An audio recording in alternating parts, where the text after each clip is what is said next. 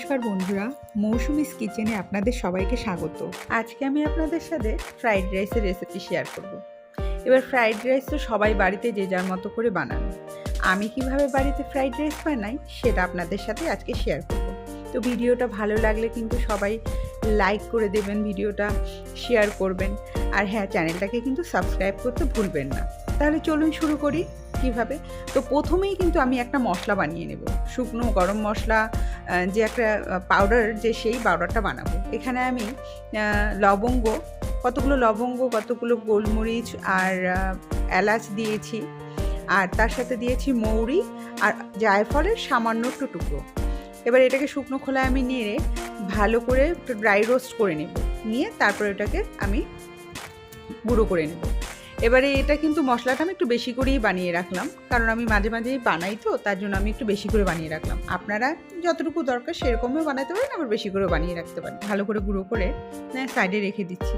সাইডে রেখে দিয়ে তারপর এবারে আমি চলে যাব ভাতের চাল। ভাতের চালটা আমি এখানে বাসমতি রাইস নিয়েছি, মানে ফ্রাইড রাইস করার চাল আর কি। এখানে আমি 700 গ্রামের মতো চাল নিয়েছি। আমি আগে থেকে ধুয়ে পরিষ্কার করে চালটাকে ভিজিয়ে রেখে দিয়েছিলাম। তো এবারে আমি হাঁড়ির মধ্যে জলটা গরম করে নিব। গরম করে তাতে তেজপাতা দেব, তেজপাতা একটুখানি সাদা তেল দিয়ে দেবো। তাতে কি হবে, ভাতগুলো একটার সাথে আরেকটা লাগবে না গায়ে। তো দিয়ে ভালো করে এবার আমি চালটা এর মধ্যে দিয়ে দেবো।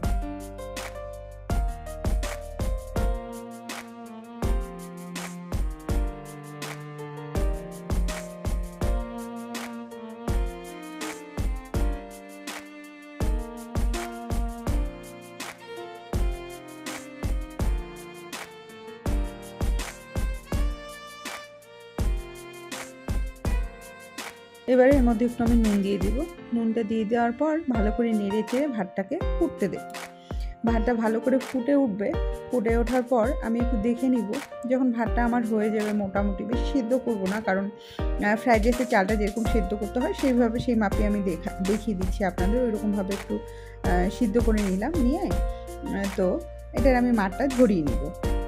এখানে আমি একটা কথা আপনাদেরকে বলে দিই, ফ্রাইড রাইসের চালটা কি অনেকে অনেক রকমভাবে রাখে। অনেকে খুব শক্ত, একটু শক্ত শক্ত রাখে, আবার অনেকে আবার একটু খুব নরম করে। তা আমি এখানে কিন্তু মোটামুটি খুব বেশি নরম করছি না, আবার একদম শক্তও রাখছি না, মোটামুটিভাবে আমি এইভাবে করেই চালটা সেদ্ধ করি আর কি। তো এবারে আমি একটা ননস্টিকের প্যান নিয়ে নিলাম। প্যান নিয়ে তাতে একটু সাদা তেল দিয়ে দিলাম। এই যে সাদা তেলটা দিলাম, আমি কিন্তু এইটুকু সাদা তেল দিয়েই পুরোটা ফ্রাইড রাইসটা করবো। আমি কিন্তু আর কোনো তেল ইউজ করবো না। তো এবারে আমি সাদা তেলটার মধ্যে দিয়ে দিলাম গাজরগুলো যেহেতু শক্ত, প্রথমে আমি গাজরগুলো আগে দিয়ে দিলাম। গাজরটা সিদ্ধ হতে একটু সময় লাগে, তো গাজরটা একটু ভাজা করে নিব। ভাজা করে নিয়ে পরে গাজরটা যখন একটু নরম হয়ে আসবে, তখন আমি দিয়ে দেবো এতে কেটে রাখা ক্যাপসিকামগুলো। এবার ক্যাপসিকামগুলো দিয়ে আর একটু ভাজা করবো, নরম একটুখানি নাড়াচাড়া করে নিব। যখন এটা একটু ভালো করে ভাজা হয়ে যাবে, এখন আমি এর মধ্যে সামান্য একটু ঘি দিয়ে দেবো। ঘি আমি আপনারা চাইলে ঘি প্রথমে তেলের সাথেও একটু দিয়ে দিতে পারেন, কিন্তু আমি যেহেতু প্রথমে দিইনি, আমি একটু পরে ঘি দিয়ে দিলাম। তাতে কি হলো, এর মধ্যে ঘিয়ের আর কি ফ্লেভারটা চলে যায়, একটু খেতে বেশ ভালো হয়। তো আমি এইভাবে নাড়াচাড়া করে নিয়ে এবার আমি এর মধ্যে একটু লবণ দিয়ে দিলাম। এবার লবণ দিয়ে নাড়াচাড়া করে ভালো করে ভেজে নেব। এখানে আমি একটা আপনাদের কথা বলে নিতে চাই, সেটা হলো ফ্রাইড রাইসটা অনেকে অনেক রকমভাবে বানায়। যেহেতু ফ্রাইড রাইস একটু ঘি তেল একটু বেশি দিয়েও বানানো যায়, আবার একটু কম দিয়েও বানানো যায়।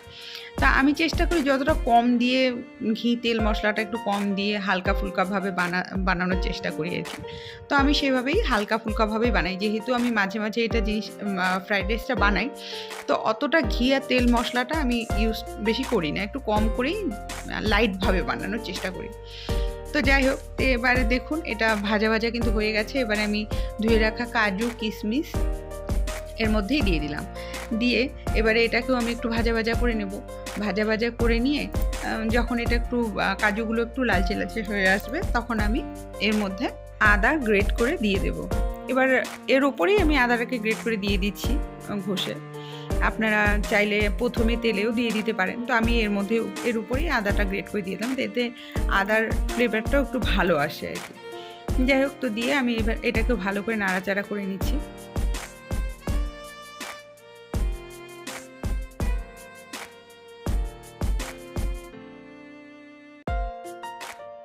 এবারে আমি রাইসগুলোকে আস্তে আস্তে এর সাথে মিক্স করতে শুরু করব। আস্তে আস্তে করে রাইসগুলোকে হালকা হালকা করে উপর দিয়ে দিয়ে দিচ্ছি আর আস্তে আস্তে করে মিক্স করছি। এভাবে করে আস্তে আস্তে করে রাইস দেবো আর মেশাবো, এমন করে ভালো করে টোটাল রাইসটা, সম্পূর্ণ রাইসটা দিয়ে আমি সবজিগুলোর সাথে ভালো করে মিক্স করে নেব। এভাবে করে কিছুক্ষণ নাড়াচাড়া করব, নাড়াচাড়া করে নিব। নাড়াচাড়া করে নেওয়ার পর আমি এর মধ্যে দিয়ে দেবো চিনি। এবার চিনিটা কিন্তু আপনারা যেরকম মিষ্টি পছন্দ করেন সেইভাবে করে দেবেন। আমি যেরকম মিষ্টি আমরা পছন্দ করি আমরা সেইভাবে করে চিনি একটু দিলাম। তো এখানে আমি অনেকটা ফ্রাইড রাইসই করেছি, কারণ 700 গ্রাম চাল রয়েছে, তো এখানে আমি একটু চিনিটাও একটু বেশি করেই দিয়েছি। তো যাই হোক, দিয়ে ভালো করে মিশিয়ে নিচ্ছি। এবারে ভালো করে চিনিটা মিশিয়ে নিয়ে এখানে আপনারা চাইলে কিন্তু চিনিটা পাউডার করেও ব্যবহার করতে পারেন। তো আমি আর পাউডার করিনি, নর্মাল চিনিই ব্যবহার করছি। দিয়ে ভালো করে নাড়াচাড়া করে চিনিটাকে মিক্স করে নেব এবারে। তো মিক্স করার পর যখন আমার এটা মোটামুটি ভালোভাবে মিক্স করা হয়ে যাবে, তারপরে আমি একটুখানি ঘি এর মধ্যে অ্যাড করব। প্রথমে যেহেতু আমরা একটু ঘি অ্যাড করেছিলাম, তো আমি এখন তারপরে সামান্য আরেকটু ঘি অ্যাড করে দিচ্ছি। খুব বেশি দেব না, যেটুকু আমার মাপ মতো আমি একটু ইউজ করছি। আপনারা যেরকম পছন্দ করেন ঘি সেই ততটুকু দিয়েই করবেন। এবারে ভেজে রাখা মশলার গুঁড়োটা এর মধ্যে মিক্স করে দেবো। ভেজে রাখা মশলার গুঁড়োটার মধ্যে দিয়ে ভালো করে নাড়াচাড়া করে নিব। ভালো করে মিক্স করে নিয়ে ঢাকা দিয়ে রেখে দেবো। আমার ফ্রাইড রাইসটা কিন্তু একদম রেডি হয়ে গেছে। এখন দেখুন, না বেশি তেল হয়েছে না বেশি ঘি হয়েছে, একদম হালকা লাইট করে ফ্রাইড রাইসে করেছি। এভাবে করে আপনারা খেয়ে দেখবেন, ভীষণ ভালো লাগে। তাহলে আজকের জন্য এতটুকুই, আবার দেখা হবে নতুন কোনো রেসিপি নিয়ে। সবাই ভালো থাকবেন, সুস্থ থাকবেন। নমস্কার।